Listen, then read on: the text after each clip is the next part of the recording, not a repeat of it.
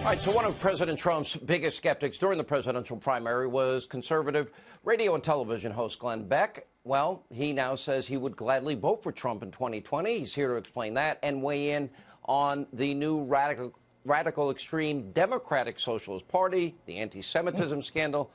Glenn Beck himself, also the author of the upcoming book, Addicted to Outrage. All right, good to see. You are not being brought on this program in any way. We got along great for a while. You were very generous to me at one point when I needed a radio studio, and you never charged me a penny, and you gave it to me for like a year. Sean, listen to me. We both believe that our country is in trouble.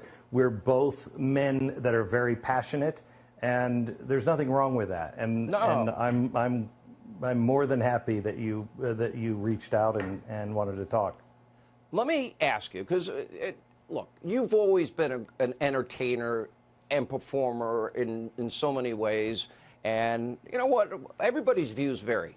We watched the Cheetos. The day after Trump was elected, you know, you said you compared Trump's win to what happened in Germany in 1933. Then you really lost me when you were hanging out with Samantha Bee. I thought that was, to me, you know, a different point.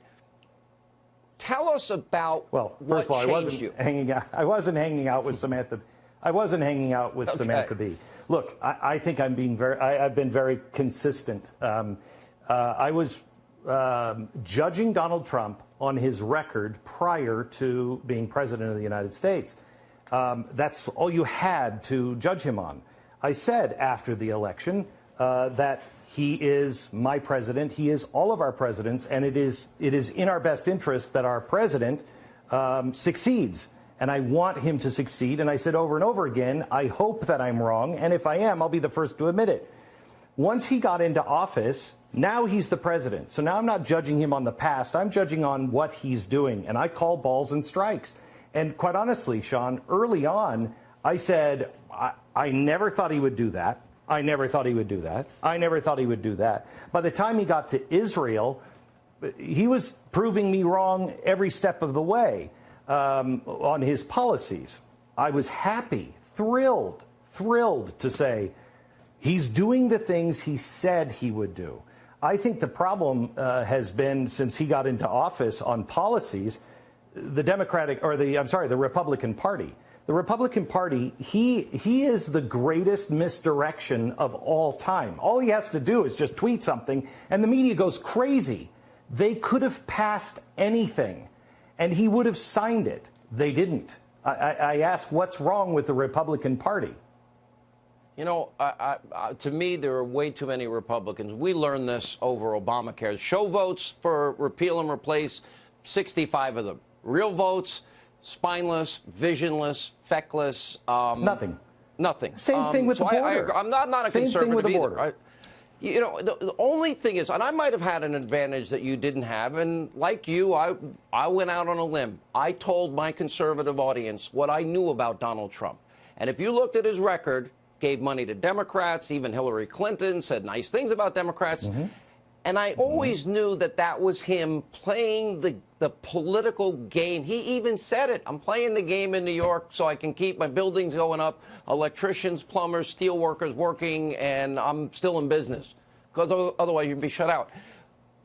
As you look at the things he's done, and the way I look at it, biggest tax cuts, conservative justices, fighting like with everything he's got to get the border wall because he made the promise. Israel is another. Getting out of the Iranian deal. Even the concessions that he got, standing for abortion, saying that he's against socialism. I was there at the State of the Union, and I watched the Democrats. I was sitting right across from the president in the back, and that's the way that thing should be shot. You should be able to see who's texting, who's laughing, who's poking each other, who's mocking.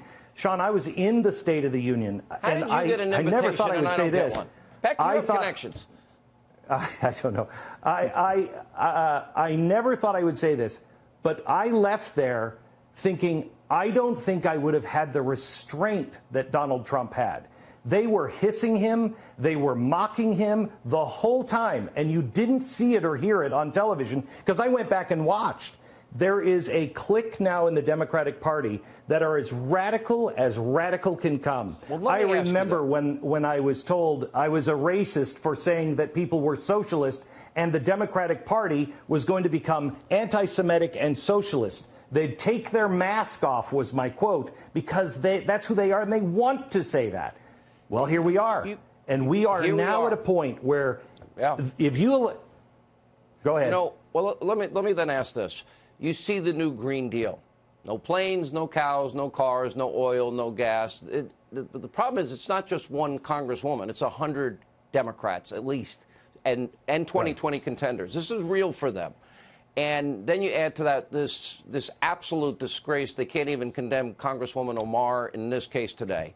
And you look at where they stand. And more importantly, I think the biggest abuse of power, corruption scandal in history as it relates to the deep state, those at the top of the FBI, not rank and file, those in the Justice Department, what they have done and still not held accountable, but I hear they will be.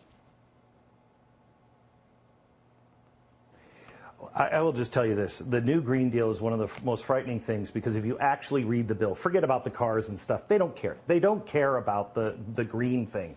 The second part of that is the fundamental transformation of our economic system, and that is in there. They are looking to transform our system. When they say the free market system doesn't work and it's not going to be around long, they mean it.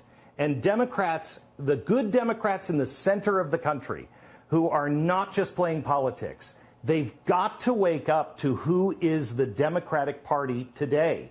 These people are serious radicals. They have serious issues with race and anti-Semitism. They are serious socialists. They are not talking about Sweden. That is a free market with a lot of welfare on top of it. It's not a socialist country.